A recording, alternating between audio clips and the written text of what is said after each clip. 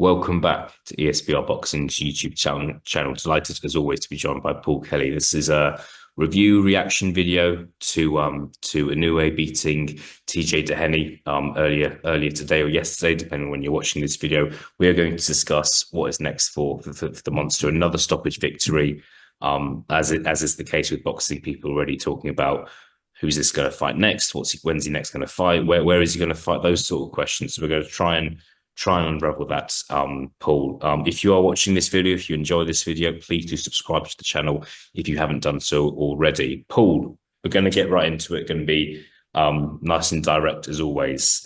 The name that kind of was on many people's fingertips when I logged into X after the fight was Muradon Akhmadaliev. 12-1, 9 stoppages, has that one defeat to Marlon Tapales.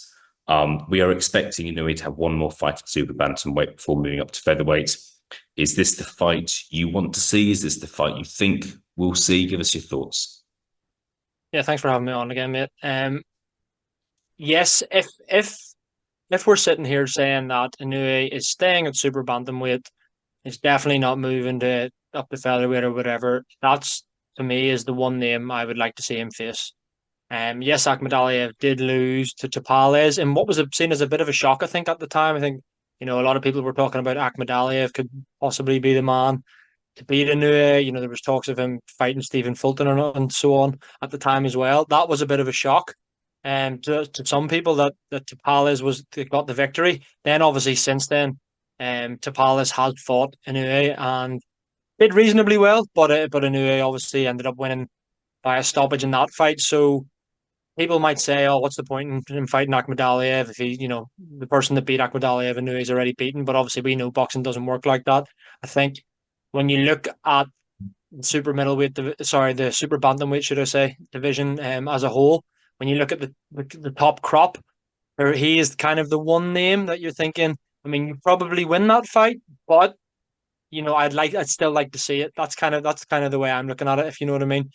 He's the one name that I would like to see Naoya Inoue add to his resume for then eventually moving up to featherweight, if that is his option. I see that, Matchroom were quick to throw up a tweet as well straight away. Um, as soon as congratulating Inoue, saying that Akhmadaliev's waiting and ready to fight is in maybe December or whatever they're talking about. So yeah, I do see it. It's this one fight that I would want for him to have at 122 if he's to stay there, and it's the fight that I actually do foresee happening as well. Yeah, it's I want to ask you, Paul. Now, I think Matchroom look that they did the right thing by putting that tweet out. I know Eddie Hearn expressed frustration and disappointment whether the TJ Dehenny fight was announced. If Inoue stays at super bantamweight for one more fight but doesn't fight Akhmadaliev, whether it's Sam Goodman, Liam Davis, someone else, are you going to say that he's ducking Akhmadaliev? Do you think it's a fight he's looking at? And look, maybe you can make a comparison with Canelo and David Benavidez. It's a fight that's there. It's a big fight, but you can fight other fighters and you're okay. What would be your assessment? We're here in a month's time and it gets announced that Naoya Inoue is fighting Liam Davis in December. What's your reaction to that going to be? I'm as much as you're maybe trying to get me to say that Inoue would be ducking him. I'm not. I can't sit here and seriously say that now Inoue's ducking anybody. To be perfectly honest, think like listen, it's, as we've talked about at length with various fighters over the years.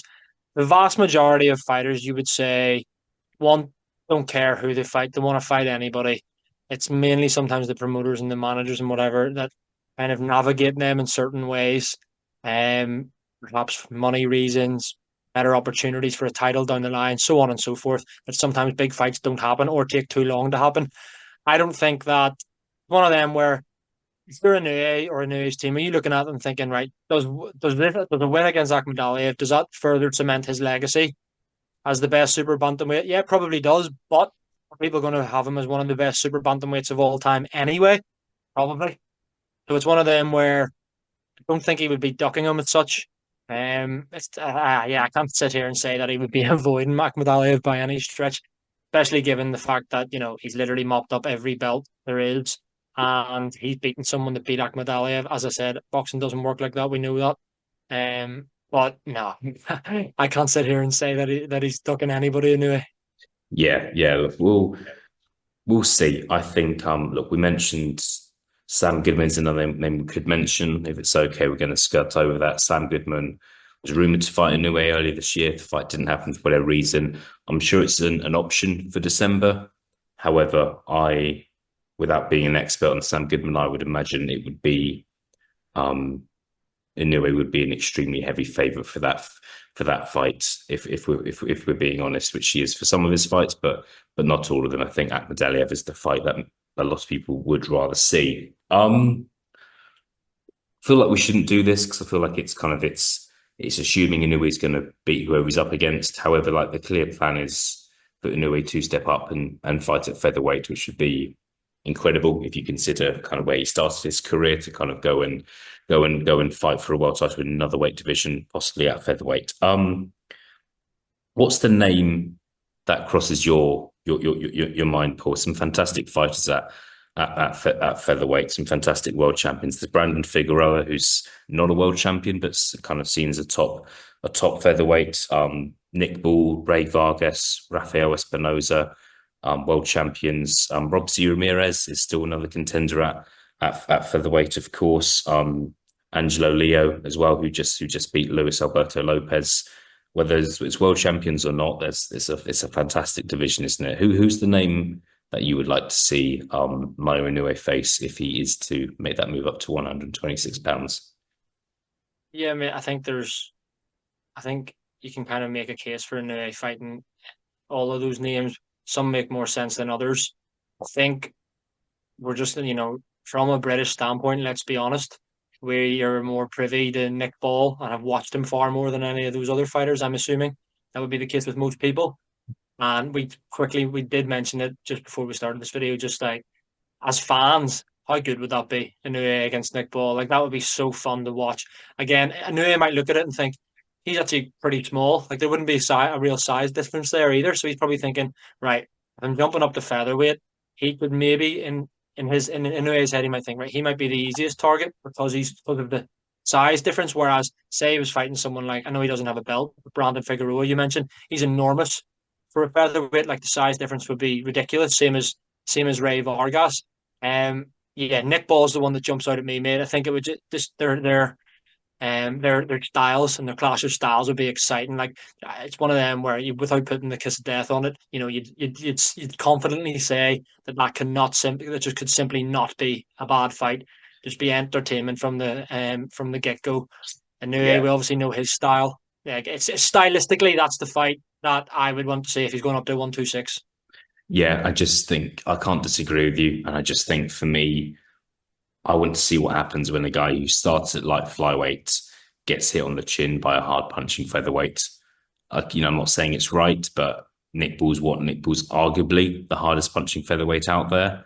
Um, so yeah, look, I don't disagree. And obviously from British interests, obviously we saw Inoue fight Jerry McDonald, Paul Butler over the years. Those fights weren't competitive.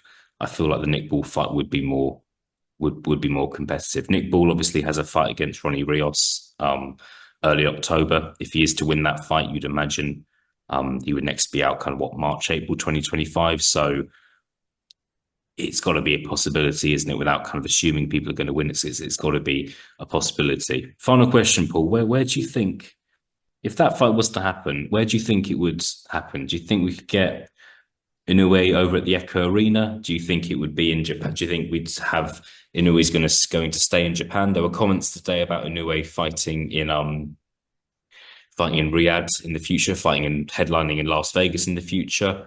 Where would you see that fight happening? I'm being honest, and the most realistic option for me, I think, would be Riyadh and somewhere in Saudi, just because of the money that's on the table. Nick Ball's fought there twice. Yeah, Now he's obviously having that homecoming, as you mentioned, in October in his home city of Liverpool. But he's clearly got a good relationship with Frank Warren, who has a great relationship with Turkey Al Sheikh. And yeah, I think that if you're, Inoue has global appeal, let's be honest. And if he was paid the right money, I'm sure he would fight anywhere because we all want to see him, whether it's on British shores. I'm sure everyone in America wants to see him. The Saudis will definitely want to see him there. They probably have the most pulling power at the minute. If that fight was to happen, the Nick Ball one, for example, yeah, I would say that I would confidently say that that would probably happen on in Saudi Arabia. Fantastic. All right, Paul. We'll leave it there. Done a lot of Inoue content the last last 2 or 3 days, haven't we? So we'll have a little break and we'll be back in December. That's when we're expecting Inoue to be back in the ring. Paul, thank you for your time, and I will speak to you again very soon.